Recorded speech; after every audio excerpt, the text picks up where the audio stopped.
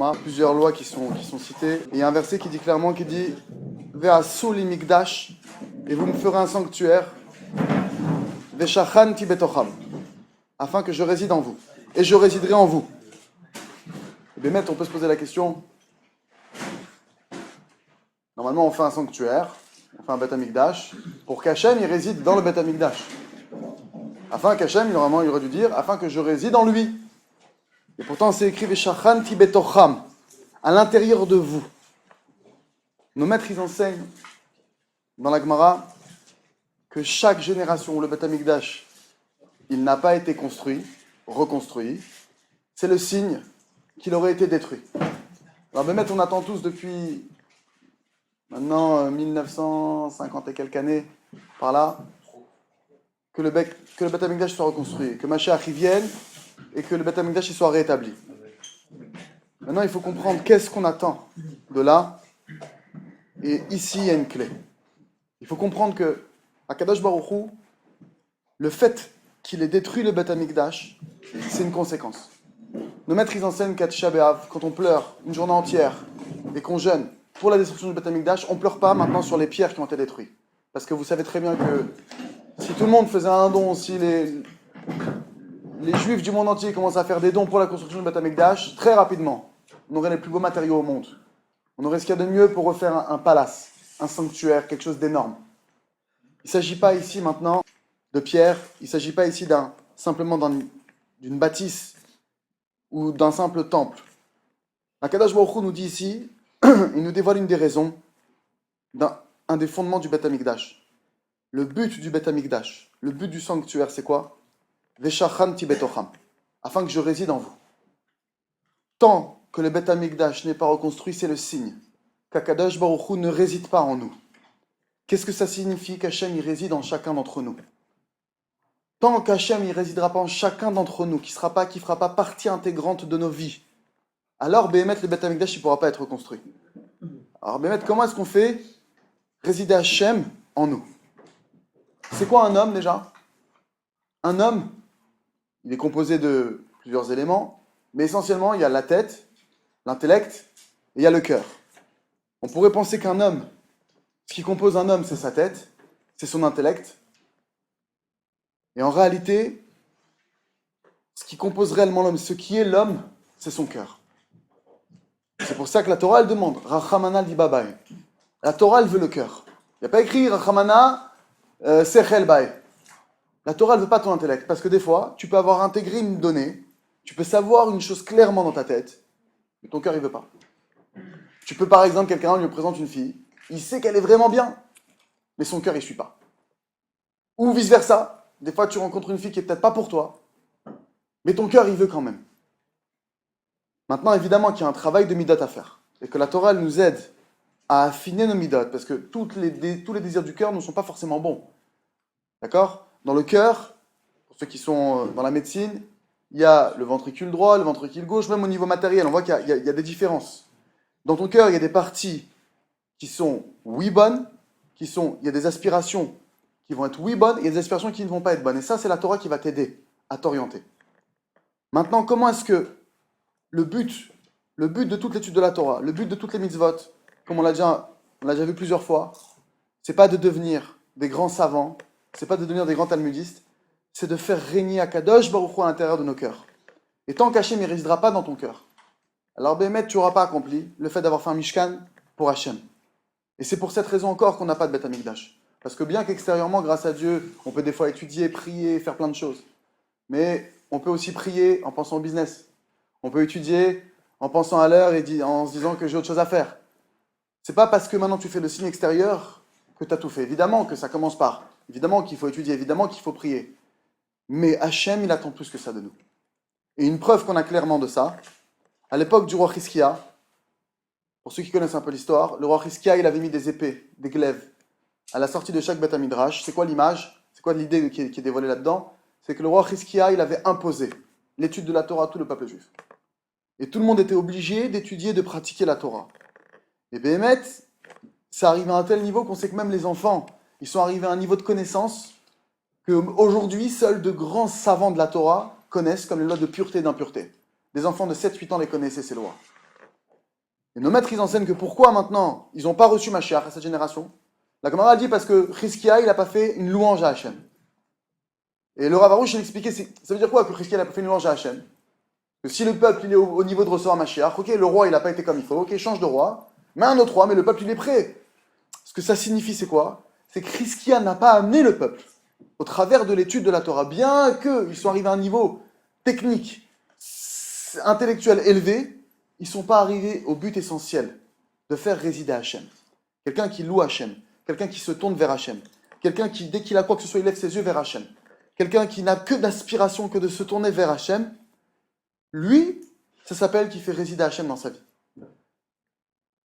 Une des premières choses qu'on doit réellement intégrer pour faire résider Hachem dans nos cœurs, il y a une question que Rabbi Nathan y pose dans l'Ikut Halachot sur la création du monde. C'est écrit que Hachem, pour créer le monde, il a demandé conseil aux anges, et que les anges, ils se sont opposés à la création de l'homme. Et une des choses que Rabbi Nathan y pose comme question, ça a été quoi la question des anges? Pourquoi les anges ne voulaient pas que l'homme vienne sur terre? Ils ont dit, parce que l'homme, il va fauter. Alors maintenant, qu'est-ce que tu comprends, toi? Tu dis, bah oui, parce que maintenant, eux, c'est des anges, c'est le din. Premier niveau de compréhension, tu peux dire, les anges, c'est du din. Eux, ils veulent que la halakha soit respectée. Ils n'étaient pas d'accord. L'ange du Hémet, en l'occurrence, il s'est opposé à la création de l'homme. Il a dit, non, moi, je suis l'ange de la vérité, c'est des menteurs, il y aura beaucoup de mensonges sur terre, je veux pas. L'ange du shalom, de la paix, il a dit, non, il y aura des guerres, je veux pas. Et la raison fondamentale des anges, en gros, c'est que l'homme va fauter. L'homme ne va pas suivre tes voies, Hachem. Donc, aucun intérêt de le créer, puisque tu sais d'avance qu'il ne va pas suivre tes voies. Et qu'est-ce que a répondu? Quelle est la question de fond? C'est que on sait que la création du monde, pourquoi? Quelle est la raison fondamentale de notre venue sur Terre? Parce que Dieu, pourquoi est-ce qu'il a créé un monde? À l'origine, on était des Neshamot.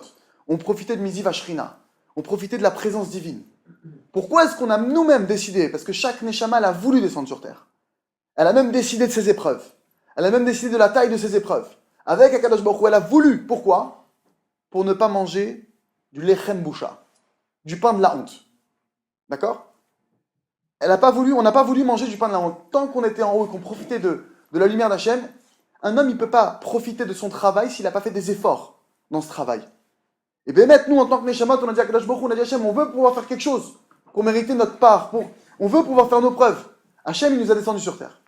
Et là, maintenant, Rabbi Nathan, il pose la question, il dit, mais pourquoi les malachim, ils sont pas d'accord? Pour quelle raison? Parce qu'ils vont fauter. La réponse des malachim, il explique, Rabbi Nathan, ça a été quoi? La question qu'ils ont dit, mais Kadosh Baruch Hu, tu dis que maintenant, tu veux faire descendre les êtres humains. Pourquoi? Parce que, pour pas qu'ils mangent du pain de la honte.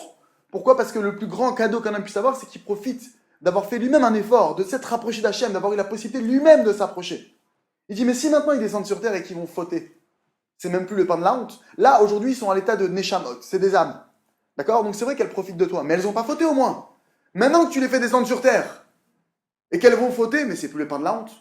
C'est le pain de l'humiliation. C'est pire que tout. Puisque maintenant, même d'après la loi, ils devront subir des épreuves, ils vont devoir chayav mita, coupable de mort, retrancher du peuple. Alors si ton but c'est qu'ils n'aient pas cette honte du lechem boucha, ils vont avoir une autre honte sur terre. Alors pourquoi tu les laisses descendre sur terre? Ils vont fauter. Et là, Hachem, qu'est-ce qu'il répond? Je veux dévoiler mon attribut de miséricorde. Je veux dévoiler mon attribut de miséricorde. Parce qu'il faut comprendre une chose. Que si quelqu'un maintenant il est tzaddik, il vient sur terre, il est parfait. Il est parfait. Le type, tip top. Il se lève le matin, à 8 mois déjà, il commence à mettre les tefs, il s'entraîne. Shabbat, kashrut, incroyable. Un enfant depuis sa naissance, une lumière, toute sa vie. D'accord? Et toute sa vie, il respecte la Torah parfaitement. En quoi cet homme aura dévoilé la bonté d'Hachem? C'est un type qui aura respecté la loi d'Hachem et qu'il est normal que quelqu'un qui respecte la loi d'Hachem, il est récompensé, qui rentre au Gan Eden ou à Lamaba. Mais quelqu'un maintenant qui descend sur terre, et c'est ça la réponse d'Hachem, et qui va trébucher. Maintenant, évidemment, ne comprenez pas quelque chose que je ne suis pas en train de dire. Hachem ne veut pas qu'on faute. Hachem ne veut pas qu'on fasse des bêtises. Mais maintenant, je parle après coup. Hachem dit, t'as raison qu'il y en a certains, avec l'un Neshamot, ça va faire partie, il y en a qui vont trébucher. Mais sans eux, comment je vais dévoiler ma miséricorde? À quel moment Akadosh Baruch Hu, il dévoile sa miséricorde réellement? Quand il accepte la tchouva d'un homme. Quand un homme, il fait une erreur. Et qu'Hachem, il lui pardonne. Ça, c'est de la miséricorde. Et Hachem, il leur a répondu, c'est pour cette raison que je veux qu'il descende sur terre. Il y a une notion, il me semble que c'est le Harizal qui dit ça, je ne vais pas dire de bêtises, on sait qu'Hachem, il a plusieurs attributs.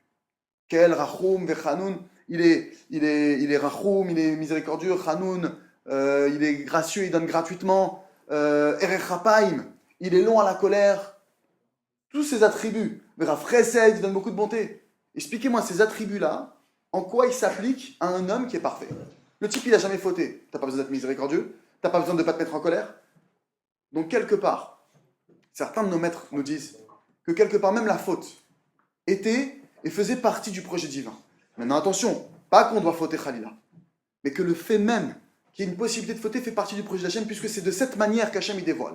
Donc la première chose qu'un homme il doit comprendre, pour pouvoir faire résider Hachem, c'est que on ne doit pas fauter.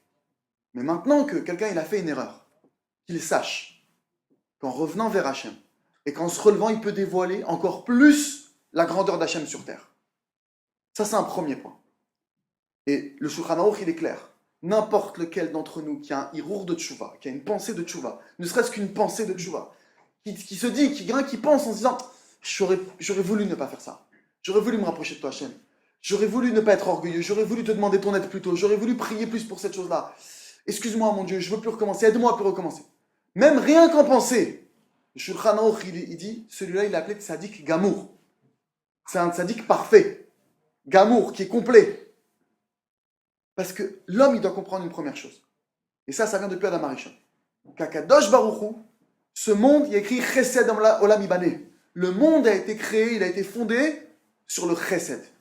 Et le premier Chesed d'Hachem, c'est qu'il accepte tout le monde et que n'importe lequel d'entre nous peut revenir. Maintenant, un deuxième point que je veux voir avec vous. Dans le Sefer Began Agagoyim, le jardin des nostalgies du Rav Arush, il explique un des problèmes qui s'est passé à l'époque d'Adam Arishon. Si tu veux comprendre maintenant comment ne pas fauter, si tu veux comprendre maintenant comment faire résider Hachem en toi, puisque la faute d'Adam Arishon, qu'est-ce qu'elle a fait? Elle a obscurci la face d'Hachem sur terre. Dieu s'est voilé. On est maintenant dans un olam matériel, du lachon, du vocable elem, qui est voilé. Et maintenant, tout notre travail, comme il y a un proverbe chassidique qui dit, si Hachem il s'est caché, c'est pour que tu le cherches. Maintenant, on a un travail de recherche. On doit chercher Hachem. Il y en a qui disent, ouais, Hachem, il n'est plus là, il nous a abandonnés. Non, si tu ne vois pas Hachem, c'est pas pour que tu te dises, il t'a abandonné. C'est parce qu'Hachem, il veut que tu le cherches. Il veut que tu le recherches. Il veut que tu le désires. Il veut que tu te tournes vers lui. Si on regarde maintenant dans toute la Torah, il nous dit, le Rav Arush, il semblerait que toutes les erreurs et les chutes dont les gens tombent, elles proviennent à cause d'une seule chose. Une des racines, c'est quoi? Shelo heiminu be'atzman, qu'ils n'ont pas cru en eux. Le fait de ne pas croire qu'Hachem, il va accepter ta tchouva. Le fait de ne pas croire que oui, tu es capable de revenir. Tu es capable avec l'aide d'Hachem. Si Hachem y t'aide, tu reviendras. Arishona, Chava imenu. C'est qui la première qui n'a pas cru en elle? Chava imenu. Chava imenu, elle a reçu l'ordre de ne pas manger de l'arbre de la connaissance. Quand il est venu le serpent, pour l'inciter à fauter, il a réussi. Comment est-ce qu'il a pu réussir le serpent? C'est à cause du fait qu'elle n'avait pas la foi en elle-même. C'est-à-dire, c'était pas clair pour elle à 100% que ce qu'elle avait entendu de ses oreilles de son mari, d'accord, que c'était la vérité des vérités, que c'était une vérité absolue. Quand son mari lui a dit, tu ne dois pas toucher à cet arbre-là, Hachem nous a donné cet ordre, du fait que c'était pas clair pour elle, qu'elle n'a pas eu foi entièrement ce qu'elle entendait, elle dit, mais peut-être je me suis trompé, peut-être il a raison le serpent, peut-être je sais pas. Et de ça maintenant elle s'est fait embrouiller. Il y a une règle aussi importante, mes amis, quand vous étudiez la Torah, j'entends souvent cette erreur, que quelqu'un maintenant il va étudier la Torah, il va étudier quelque chose, il va te dire, ouais mais dans ma vie ça se passe pas comme ça, ouais mais dans ma vie c'est différent.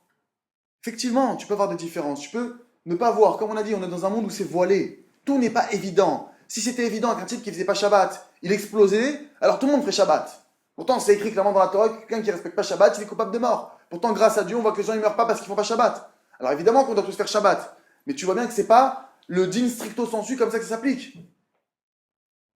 Un homme, il doit comprendre une chose. À partir du moment où tu as étudié une parole de nos maîtres, de Rabbi Akiva, de Moshe Rabbeinu, jusqu'à Rabbi Akiva, jusqu'aux Rabbanim de notre génération, des Rabbanim Amitim, tu as entendu une chose, un Rab, il t'a dit, si tu fais ça et ça, d'après la Torah, la Gemara dit ça, la Halakha est comme ça marchera, tu ne dois plus te poser de questions. tu dois avoir foi dans les paroles de nos maîtres, mais tu dois avoir foi en toi. Qu'au moment où tu vas te retrouver dehors, où tu vas te retrouver dans le business, où tu vas te retrouver dans n'importe quelle situation, tu dis attends, moi je sais que ça c'est la vérité.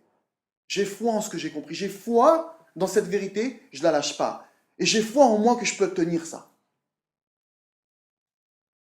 C'est ça qu'ont dit nos maîtres sur cette faute-là. Qu'est-ce qu'ils ont dit nos maîtres sur la faute qui a été faite par Adam Arishon et Chava?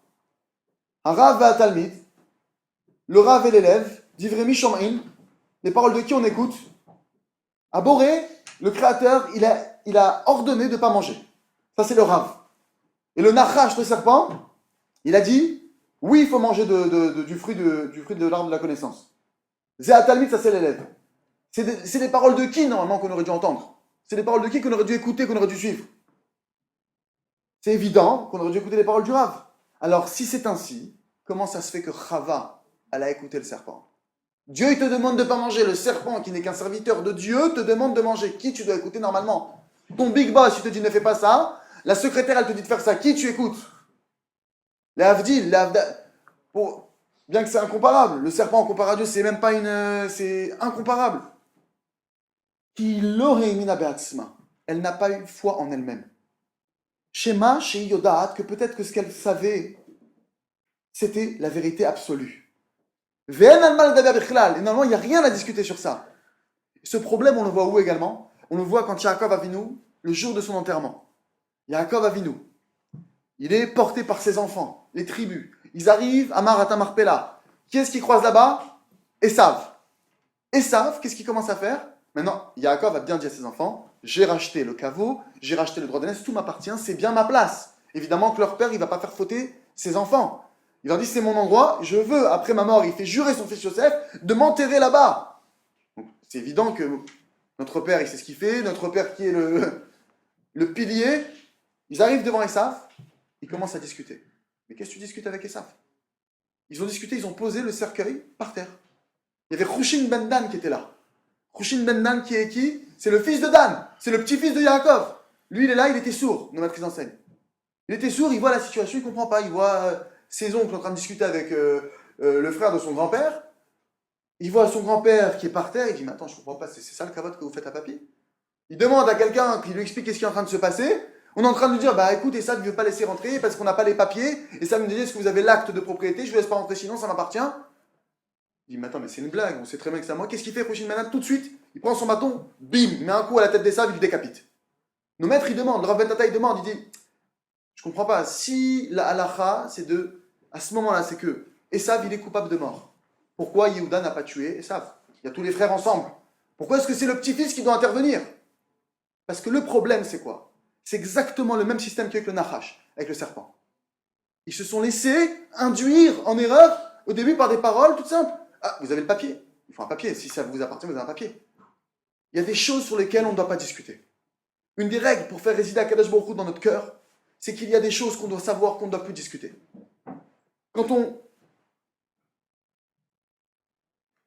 Normalement, qu'est-ce qu'elle aurait dû dire, Chava? Elle aurait dû dire, Monsieur le Nachash, tu veux parler avec moi de ça? Tu devrais me parle-moi de quelque chose d'autre, s'il te plaît. Viens en avance, parce que ça sert à rien de parler avec moi, c'est Dieu qui m'a donné l'ordre. J'ai rien à faire sur ça. Tu veux maintenant me dire que peut-être que cet arbre, si je le prends, ça sera bien pour moi, c'est gentil de ta part d'essayer de me donner des arguments sympathiques, mais Dieu veut pas que j'y touche. J'y touche pas parce qu'il est pas bon, ou parce qu'il est pas sympa cet arbre. Parce que Dieu veut pas que je le fasse, c'est tout, ça s'arrête là. Chushin ben Dan, un des sens cachés, quand on dit que Chushin, ça veut dire il était sourd, c'est pas qu'il était forcément sourd physiquement. Il y a un premier sens simple, c'est qu'il est sourd physiquement, mais c'est qu'il a été sourd à l'extérieur. Un juif déjà, pour faire résider Hachem dans son cœur, il doit apprendre à être sourd aux choses extérieures qui viennent le bousculer dans sa foi, qui viennent lui dire non, c'est pas comme ça. Ça peut arriver des fois on va dire à quelqu'un, il y a des gens qui viennent te voir, tu dis écoute mon frère, il faut que tu pries. Sache que maintenant tu as un problème, tu es bloqué, il faut que tu pries. Et la personne, tu vas lui expliquer, etc. Elle va rencontrer un autre type, je dis pas du tout. Tu cherches un travail, envoie des CV, envoie à fond des CV, va voir toutes les sociétés du monde. Effectivement, fais une ishtadlout, fais un CV, fais quelque chose. Mais à cause, malheureusement, qu'on n'est pas sûr de nos propres connaissances, qu'on n'a pas une Torah Chazaka en nous-mêmes, et qu'on n'a pas foi dans ce qu'on apprend, alors cette personne-là va peut-être passer maintenant encore 3 mois à envoyer 500 CV, elle n'aura toujours pas de travail. Tout ça parce qu'elle n'a pas intégré une chose simple depuis le début. Akadosh Baruch Hu, le Rav Arush, il expliquait c'est quoi quand on dit que le Beth Amikdash il a été détruit. C'est quoi, sur quoi on pleure à Tisha B'Av? On n'est pas en train de pleurer sur les pierres comme on a dit. On est en train de pleurer sur le fait que le lien direct avec Hachem il a été perdu. Le fait même que Hachem il réside sur terre, c'est que là maintenant tu as un lien direct, tu as une proximité avec lui. On a perdu cette proximité. C'est quoi cette proximité? Nisraf Sechel chez la Tfila. Le Sechel de la Tfila, de la prière. La Tfila c'est pétil, c'est le lien concret avec Hachem. Ça a été perdu. Et même Adam Arishon, encore plus fou. Chaval, elle s'est fait embrouiller par le serpent. Maintenant, Chaval a mangé le fruit, elle arrive vers son mari. Elle fait manger le fruit à son mari. Adam Arishon, lui, il a entendu d'Hachem en personne. C'est Hachem. Chaval a entendu, c'est qui lui a dit qu'il ne fallait pas manger de l'arbre? C'est son mari. Adam, il lui a dit écoute, sache qu'il y a un ordre ici, on a une règle dans ce jardin, tu ne dois pas toucher de cet arbre. Lui, Adam, c'est Hachem il a entendu la parole de la bouche d'Hachem. S'il avait eu foi en lui-même, à 100%, que ce qu'il avait entendu d'Akadosh Baruch Hu, c'était émettre la vérité des vérités, que c'était interdit de manger, que c'était ça la vérité, et que ce qu'il a entendu d'Hachem, c'est ça qu'il doit y avoir, rien d'autre chose, il n'aurait jamais mangé cette chose-là. Et Béhémet, un autre exemple qu'on peut donner, Shaoul Amelech, le roi Shaoul, pour vous dire que un homme, il doit apprendre. Aujourd'hui, par exemple, ce soir, vous allez apprendre des choses, si Dieu veut. Ce que vous allez apprendre ici, quand vous venez au cours, il faut que vous sachiez une chose, et ça c'est une règle de base. Yitro, quand il est venu, on dit que le maître il demande comment ça se fait que c'est Yitro, le seul qui est revenu de toutes les nations à faire tchouva. Il y a une paracha en son nom, mais c'est le seul, il n'y a aucun autre qui est cité, personne n'est revenu. Toutes les nations du monde, elles ont entendu qu'il y a eu la sortie d'Égypte. C'est-à-dire qu'ils ont entendu que l'Égypte, la première puissance mondiale de l'époque, elle est tombée KO par un peuple d'esclaves. Que des esclaves, imaginez le truc fou, des esclaves, ils ont mis KO un peuple. C'est pas possible, ils ont tous entendu ça. Ils ont tous entendu la mer Rouge. Il y a un des commentaires qui dit que la mer Rouge, elle ne s'est pas fendue qu'à l'endroit de la mer Rouge. Ça s'est fendu dans le monde entier. Toutes les mers et les fleuves et les rivières du monde entier se sont fendus. Tout le monde a vu ça. Et tout le monde, mais qu'est-ce qui se passe? Quand il y a eu le don de la Torah, matin de Torah, il y a eu des tremblements dans le monde entier. C'est écrit que l'univers tout entier, la création tout entière, elle s'est arrêtée de bouger. Les oiseaux, plus rien, plus un bruit. Les gens disent, mais qu'est-ce qui se passe? Ils ont tous su. Hachem est en train de donner la Torah au peuple juif. Le seul qui vient, le seul qui fait tilt, c'est qui? C'est Yitro. Bizarre. C'est pas le seul chacham de l'époque. En plus, Yitro, on sait que c'est le plus idolâtre de l'époque. C'était le Kohen Midian. C'est le prêtre de toutes les idolâtries. On raconte sur lui qu'il a connu toutes les idolâtries possibles et imaginables. Comment ça se fait que c'est lui? Parce qu'Yitro, il a compris une chose. Quand il a entendu cette chose-là, quand il a entendu la sortie d'Égypte et la guerre contre Amalek, nous dit Rashi, il a compris que ça le concernait. Il a dit, si j'entends ça, ça me concerne. Ce soir, déjà, la première chose que vous devez faire quand vous venez étudier, c'est que ce que vous entendez, vous devez vous dire, ça me concerne. Ça me concerne. Si vous n'êtes pas clair dans votre tête que tout ce qui arrive sur terre, ça provient d'Hachem, et que tout ce qu'Hachem fait, c'est pour le bien, et que tout ce qu'Hachem décide d'envoyer sur terre, Béhémet, il y a une raison à ça. Si déjà tu n'as pas clair ça dans ta tête, alors peut-être que tu vas venir au cours et tu vas écouter des fois des super choses, et tu vas te dire, ouais, mais ça ne me concerne pas forcément. Il ne s'agit pas vraiment de moi. Alors du coup, comme tu n'as pas cette vérité absolue ancrée en toi, que si tu es venu ici ce soir, si tu as entendu ça ce soir, c'est qu'Hachem il l'a voulu, et que c'est pour ton bien que tu dois chercher en quoi tu dois, toi, avancer avec ça. Si tu n'as pas cette vérité-là absolue, gravée en toi, alors déjà, même un cours le plus beau du monde, c'est pas sûr qu'il t'aide. Et même si c'est 100% ta solution, c'est pas sûr que ça t'aide. Il faut déjà rentrer dans le tête qu'Hachem Yitbarach, c'est lui qui mashgar dans ce monde. C'est lui qui gère ce monde. Tu dois le faire résider en toi. Ça veut dire que tu dois ouvrir tes yeux. Tu dois être à l'affût des messages d'Hachem et comprendre que maintenant, il n'y a rien pour rien. Akadosh Baruch Hu, il veut de nous, comme on a dit, le cœur. Maintenant, on voit sur Shaoul le même problème. Unirshal, lui aussi il est tombé. Shaoul il a reçu l'ordre de quoi? Hachem il lui a dit en personne, par l'intermédiaire de Shmuel, il lui a dit, Vayomer Shmuel,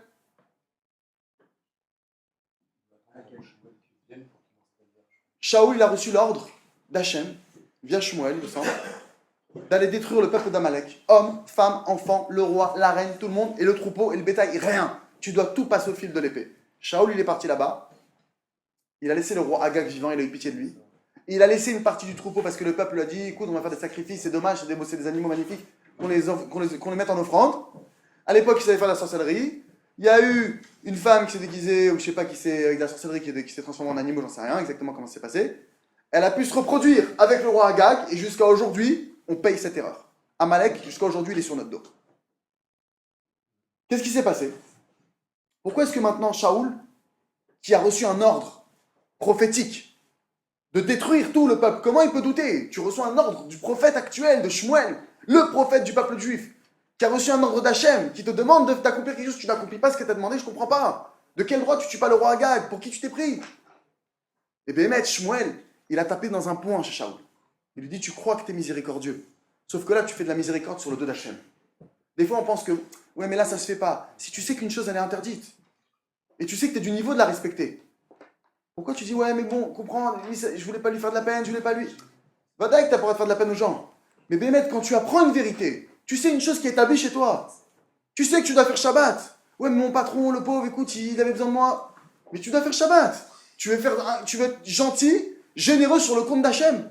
C'est pas de la miséricorde. Vayomer Shmuel, qu'est-ce qu'il lui a dit? Shmuel lui a dit, Halo im katon ata benecha, rosh shiftei Israël ata, veim shachacha Hashem le melech al Israël. Tu crois que tu es petit à tes yeux, tu crois que tu es humble. Tu crois que c'est d'humilité ce que tu as fait là, de ne pas tuer le roi Agag et d'écouter le peuple? Sache que par cette humilité, cette fausse humilité, tu viens de perdre la royauté. Hachem, il te retire de la royauté. C'est-à-dire, Shmuel est venu sur le défaut qu'il avait. C'est quoi ce défaut au final? Le fond, la racine, il n'a pas cru en lui-même. Il n'a pas cru que Hachem, c'est lui qui l'a choisi pour être roi. Pourquoi? Parce que le roi Shaoul, il a écouté le peuple. Ils ont dit, ne tue pas le bétail. Il a vu le roi, ah écoutez, on a tué beaucoup de gens. Ouais, c'est vrai, on va le laisser en vie.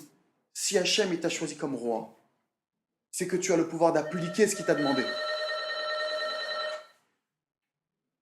On voit que, pour conclure, Yosef Hatzadik, pour lui, on voit l'inverse complètement.